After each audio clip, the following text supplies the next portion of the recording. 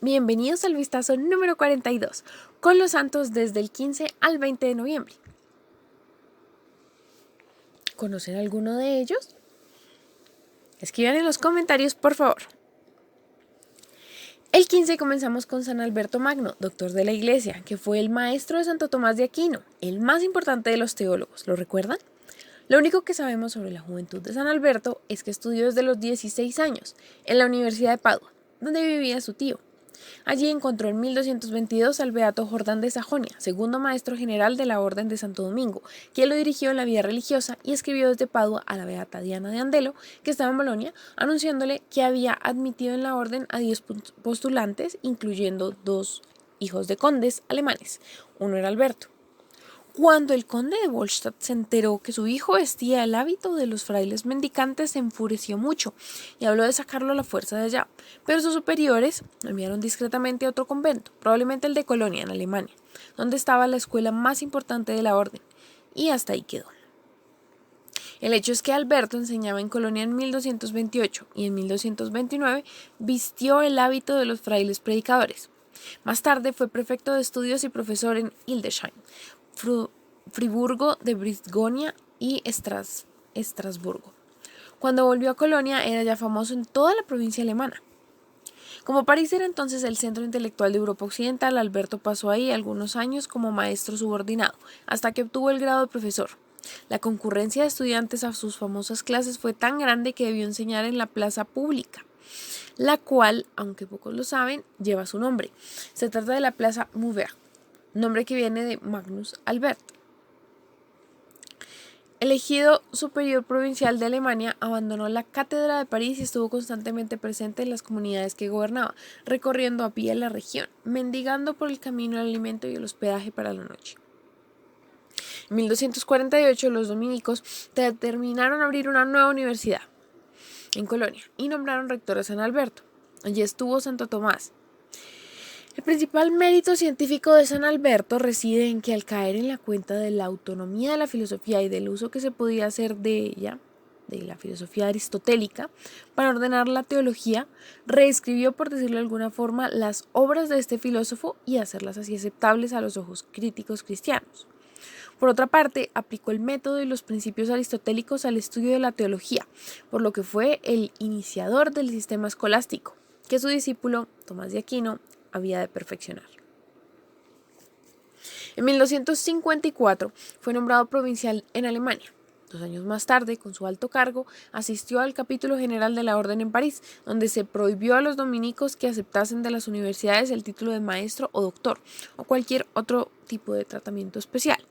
Para entonces ya se le llamaba a San Alberto el Doctor Universal, pero su humildad y pobreza permanecían ejemplares y el prestigio de que gozaba había provocado la envidia de los profesores laicos contra los dominicos. En vista de esa dificultad que había costado a Santo Tomás y a San Buenaventura un retraso en la obtención del doctorado, San Alberto fue a Italia a defender a las órdenes mendicantes contra los ataques de los que eran objeto en París y otras ciudades. En 1260, el Papa le ordenó obispo de la sede de Regensburgo, la cual, según se le informó, era un caos, tanto en lo espiritual como en lo material. San Alberto fue obispo de Regensburg menos de 2 años, pues el Papa Urbano IV aceptó su renuncia, permitiéndole regresar a la vida de comunidad en el convento de Würzburg y a enseñar en Colonia, pero en ese breve periodo hizo mucho por remediar los problemas de su diócesis. Al día siguiente, el santo recibió la orden de colaborar en la predicación de la cruzada en Alemania con el franciscano Bertoldo de Ratisbona. Una vez terminada esa tarea, San Alberto volvió a Colonia, donde pudo dedicarse a escribir y enseñar hasta 1274, cuando se le mandó asistir al Concilio Ecuménico de León. En víspera de partir, se enteró de la muerte de su querido discípulo Santo Tomás de Aquino. Según se dice, lo supo fue por revelación divina. A pesar de esta impresión y de su avanzada edad, San Alberto tomó parte muy activa en el concilio, ya que, junto con el beato padre de Tarentaise, Inocencio X, y Guillermo de Morbecque, trabajó ardientemente por la reunión de los griegos, apoyando con toda su influencia la causa de la paz y de la reconciliación. Probablemente la última aparición que hizo en público tuvo lugar 3 años más tarde, cuando el obispo de París, Esteban Tempier, y otros personajes atacaron violentamente ciertos escritos de Santo Tomás. San Alberto partió apresuradamente a París para defender la doctrina de su difunto discípulo, que coincidía en muchos puntos con la suya, y propuso a la universidad que le diese la oportunidad de responder personalmente a los ataques, pero ni aun así consiguió evitar que se condenasen en París ciertos puntos. En 1278, cuando dictaba una clase, le falló súbitamente la memoria y perdió la agudeza de entendimiento. San Alberto había dicho que de joven le costaban los estudios y que por eso una noche dispuso huir del colegio donde estudiaba. Pero al tratar de huir por una escalera colgada de una pared, cuando llegó a la parte de arriba se encontró con Nuestra Señora la Virgen María, que le dijo: Alberto, ¿por qué en vez de huir del colegio no me rezas a mí, que soy causa de la sabiduría? Si me tienes fe y confianza, yo te daré una memoria prodigiosa, para que sepas que si fui yo quien te la concedí, cuando te vayas a morir olvidarás todo lo que sabías. Así sucedió. Pidámosle a nuestra Madre, como causa de la sabiduría, que nos guíe siempre. 2 años después, a los 74 años, murió apaciblemente, sin que hubiese padecido antes enfermedad alguna, cuando se hallaba sentado conversando con sus hermanos en Colonia. Era el 15 de noviembre de 1280. No fue beatificado sino hasta 1622 y luego canonizado hasta el 16 de diciembre de 1931, cuando Pío XI, en una carta decretal, proclamó a Alberto Magno doctor de la Iglesia, lo que equivalía a la canonización y establecía la celebración de su fiesta como patrono de los estudiantes de ciencias naturales. La parroquia en Bogotá, Colombia, está en la calle 67B, número 65B80. Este es su precioso interior. Miren ese altar. Esos vitrales de arriba son espectaculares. El 16 recordamos a la hermana menor de Santa Clara de Asís, Santa Inés de Asís, que abrazó la misma vida que Clara 15 días después que ella y recibió 3 coronas en una visión mientras meditaba esos aspectos: paciencia y bondad de Dios, su amor con entrega total por todos nosotros pecadores, y meditó por las almas de purgatorio y sus penas para procurarles alivio. Vivió en el convento de San Damián hasta 1253, cuando falleció 3 meses después que su hermana. Benedicto XIV autorizó su culto en 1762. También el 16 celebramos a la mística Santa Gertrudis, conocida como Santa Gertrudis la Grande, Magna, por ser la primera mística de la historia, y por eso es la patrona de las místicas como Santa Brígida o Santa Catalina, que vendrían después, ya que todas ellas se dedicaron a tratar directamente con Dios por medio de fervorosísimas oraciones, y recibieron de él mensajes y revelaciones como esta corta pero eficaz oración para sacar 1000 almas del purgatorio. Y además a Santa Gertrudis le fue encomendado propagar la devoción al Sagrado Corazón y el culto a San José. Nació en Eisleben, Alemania, en el año 1256. A los 5 años fue llevado al convento de unas monjitas muy fervorosas y allí demostró tener cualidades excepcionales para el estudio. Sobresalía entre todas por la facilidad con la que aprendía la literatura y las ciencias naturales y por su modo tan elegante de emplear el idioma. Tenía la fortuna que la superiora del convento era su tía Santa Matilde, otra gran mística que frecuentemente recibía mensajes de Dios. Hasta los 25 años, Gertrudis fue una monjita como las demás, dedicada a la oración, a los trabajos manuales y a la meditación, solamente que sentía una inclinación sumamente grande por los estudios, aunque era a los estudios mundanos de literatura, historia, idiomas y ciencias naturales. Pero en esa edad recibió la primera de las revelaciones que la hicieron famosa, y desde aquel día su vida se transformó por completo. Ella lo narra de esta manera. Abro comillas. Estaba yo en un rincón de la capilla donde acostumbraba a hacer mis tibias oraciones cuando se me apareció nuestro Señor y me dijo: hasta ahora te has dedicado a comer polvo como los que no tienen fe. De allí has tratado de extraer miel y solo has encontrado espinas. Desde ahora dedícate a meditar en mis mensajes y ahí sí encontrarás el verdadero maná que te alimentará y te dará la fortaleza y la paz. Cierro comillas. Así lo hizo en adelante. Compuso explicaciones de la Sagrada Escritura para darlas a las otras religiosas y sufría en silencio sus enfermedades, que no eran pocas. Pero internamente su vida era muy distinta, porque dialogaba con Dios a cada rato. Ella escribió en 5 libros los mensajes que recibió en sus revelaciones. Su obra le puso por nombre Heraldo de la amorosa bondad de Dios. Se le ha llamado también Revelaciones de Santa Gertrudis. Allí encuentran visiones, comunicaciones, experiencias místicas y también coinciden con revelaciones que se le han hecho a San Juan de la Cruz, Santa Teresa, Santa Magdalena de Pazzi, Santa Gema y muchísimos más. Dice la santa que un día vio que la herida del costado de Cristo salía un rayo de luz y llegaba al corazón de ella. Desde entonces sintió un amor tan grande hacia Jesucristo como nunca antes lo había experimentado. Con Santa Matilde, que era 15 años mayor que Santa Gertrudis, sostuvo una amistad contándose las revelaciones. Y cuando le fue anunciado que se acercaba su muerte, dijo: esta es la más dulce de las alegrías, la que más había deseado, porque voy a encontrarme con Cristo.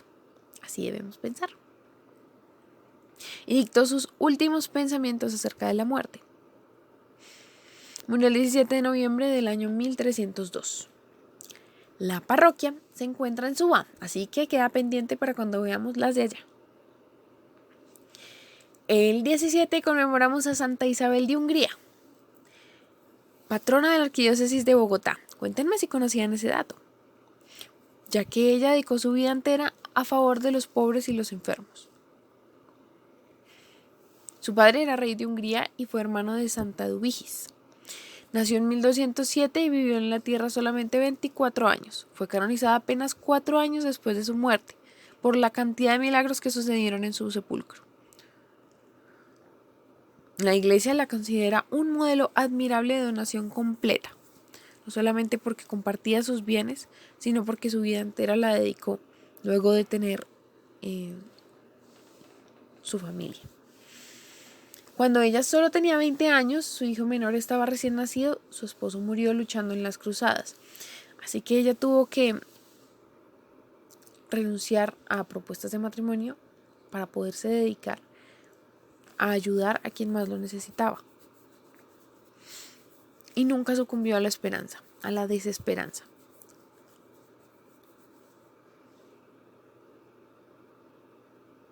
Un día después de las ceremonias, cuando ya habían quitado los manteles de los altares, la santa se arrodilló ante un altar y delante de varios religiosos hizo voto de renunciar a todos sus bienes y de vivir totalmente pobre, como San Francisco de Asís, hasta el final de su vida, y dedicarse por completo a ayudarlos, que más necesitaban. Cambió sus vestidos de princesa por un simple hábito de hermana franciscana. Cuando iba a cumplir los 24 años, el 17 de noviembre de 1231, pasó a la eternidad. La parroquia está en la carrera 51B, número 40A Sur, con 39. El 18 celebramos a Santa Rosa Filipina Duquesne, que nació el 29 de agosto de 1769 en Grenoble, Francia. Fue bautizada en la iglesia de San Luis y le dieron el nombre de San Felipe Apóstol y el de Santa Rosa de Lima, primera santa del Nuevo Continente. Fue educada en el convento de la Visitación de Sainte-Marie de Haute y atraída por la vida contemplativa entró en ese monasterio a los 18 años. La comunidad se dispersó durante la Revolución Francesa. Filipina regresó a su familia y se dedicó a cuidar a los presos y a todos los que sufrían. Intentó reconstruir el monasterio de Sainte-Marie después del concordato de 1801 con algunas compañeras, pero no lo logró. En 1804, Filipina oyó hablar de una nueva congregación, la Sociedad del Sagrado Corazón, y pidió a la fundadora Magdalena Sofía Barat, ¿la recuerdan?, ser admitida, ofreciendo su monasterio. La madre Barat visitó Sainte-Marie en 1804 y recibió a Filipina y a sus compañeras como novicias de la sociedad. La vida contemplativa alimentó en Filipina el deseo de ir a las misiones. Sin embargo, tuvo que esperar 12 años para ello. Dios sabe cuándo más nos conviene. En 1818, cuando el obispo del territorio de Luisiana buscaba una congregación de religiosas para ayudarle a evangelizar a los niños franceses e indios de su diócesis, Filipina fue enviada a responder esta llamada. En St. Charles, cerca de San Luis, Missouri, fundó la primera casa de la sociedad fuera de Francia en una cabaña de troncos. Allí vivió muchas austeridades, frío extremo, trabajo duro, falta de dinero. Nunca llegó a aprender bien el inglés. Las comunicaciones eran muy lentas, a veces no le llegaban noticias de su querida Francia. Luchó por mantenerse estrechamente unida con la Sociedad del Sagrado Corazón en Francia. Filipina y otras 4 religiosas del Sagrado Corazón trazaron un camino. En 1818 abrió la primera escuela gratuita al oeste de Mississippi. En 1828 había fundado ya 6 casas. Estas escuelas eran para las jóvenes de Missouri y Luisiana. Las amó y trabajó para ellas, manteniendo siempre en el fondo de su corazón el anhelo de ir a los indios americanos. Cuando Filipina tenía 72 años, se abrió una escuela para los Potawatomis en Sugar Creek, Kansas. Aunque muchos pensaban que Filipinas estaba demasiado enferma para ir, el jesuita que dirigía la misión insistió: tiene que venir, quizás no podrá hacer mucho trabajo, pero con su oración alcanzará el éxito de la misión y su presencia atraerá muchos favores del cielo para la obra. Estuvo solo un año entre los Potawatomis, pero su valor pionero no flaqueó y sus largas horas de contemplación inspiraron a los indios al llamarla la mujer que siempre reza. Su salud no pudo resistir el régimen de vida en el poblado. Volvió a St. Charles en julio de 1842, aunque su corazón valiente nunca perdió el deseo de las misiones. Filipina murió en St. Charles, Missouri, el 18 de noviembre de 1852 a la edad de 83 años. Fue beatificada el 12 de mayo de 1940 por Pío XII y canonizada por San Juan Pablo II el 3 de julio de 1988. El 19 está San Odón, que se hizo muy conocido y querido por todos por ser el superior del más célebre monasterio de su tiempo, el de Cluny, y porque tuvo bajo su dirección más de 1000 monjes en diversos conventos. Pidió ser admitido como monje en un convento benedictino luego de leer las reglas de San Benito y pues querer hacer como los monasterios mejoraran. Se dio cuenta que él estaba muy lejos de la santidad. En el año 910 fue fundado el famoso monasterio benedictino de Cluny en Francia y el fundador lo llevó como ayudante. Después de la muerte del fundador quedó Odón como superior del mismo monasterio. Al principio San Odón se dedicaba más al estudio que a la oración, pero en una visión contempló que su alma era como un vaso, muy hermoso, pero lleno de serpientes. Con esto comprendió que si no se dedicaba totalmente a la oración y a la meditación, no sería agradable a Dios, y desde entonces su vida fue un orar continuo y fervoroso y un meditar constante en temas religiosos. Odón insistía muchísimo en que se rezara con gran fervor los salmos y en que se observara con gran silencio el monasterio. Y fue formando monjes tan fervorosos que con ellos logró fundar otros 15 monasterios. Murió el 19 de noviembre del 942. Contribuyó inmensamente al resurgimiento del espíritu religioso. El 20 terminamos con San Gelasio I, Papa. No se sabe si nació en África o era romano de origen, pero sí consta que fue elegido pontífice en el año 492 y que reinó 4 años y medio, distinguiéndose por su energía. Parece que no es obra suya el decreto gelesiano, que contiene una lista de los libros del canon bíblico, pero sí hay que atribuirle reformas litúrgicas y sin ninguna duda una actitud muy firme respecto a las herejías. Combatió implacablemente a pelagianos, nestorianos y monofistas, e hizo quemar los libros de los maniqueos. Siempre es que hay muchas corrientes raras que nos quieren alejar de lo realmente verdadero. San Gelasio, defendiendo el depósito de la fe y la Iglesia de Roma, es inflexible y también ha pasado a la historia como padre de los pobres porque para él la caridad significaban las dos cosas: ser de hierro, custodiando la herencia de Dios, y de cera y miel para las necesidades de sus hermanos. Y no me quiero ir sin hablarles un poco de Nuestra Señora de la Almudena, que me contaron de Madrid, que se celebra el 9 de noviembre y es una representación que se encontró más o menos en el año 1085 durante la conquista de la ciudad de Madrid por el rey Alfonso VI de León. Luego pues de toda la invasión árabe que impidió que tuvieran su propio culto, entonces pues tuvieron como que esconderla en la muralla de la ciudad. Y también otra tradición cuenta que el héroe Rodrigo Díaz de Vivar, el Cid, se le habría aparecido la Virgen pidiéndole que tomase la fortaleza de Mayfrid, y al acercarse se había desprendido un fragmento de la muralla donde estaba esta figura, y así habrían podido entrar y tomar la ciudad.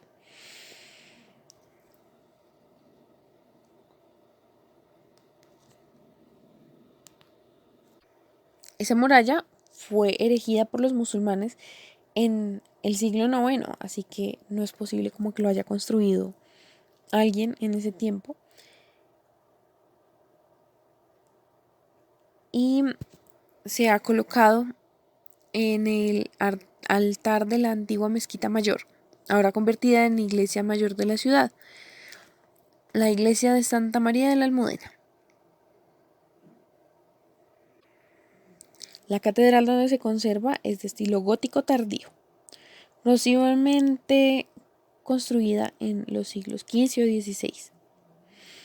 María se encuentra como reina con túnica roja y un rico manto recamado, envuelta con un color azul que cubre sus hombros y cae en pliegues.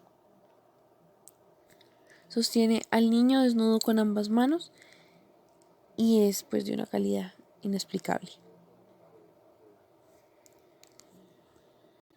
El 10 de noviembre de 1948 fue coronada canónicamente con motivo del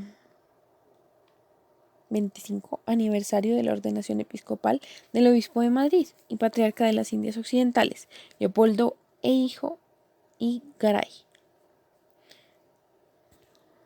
Durante la coronación se le nombró capitana general del ejército, incorporando el fajín que luce en diversas ocasiones. Muchas gracias por ver estos santos y esta preciosa historia de la Virgen de Madrid. Dios los bendiga.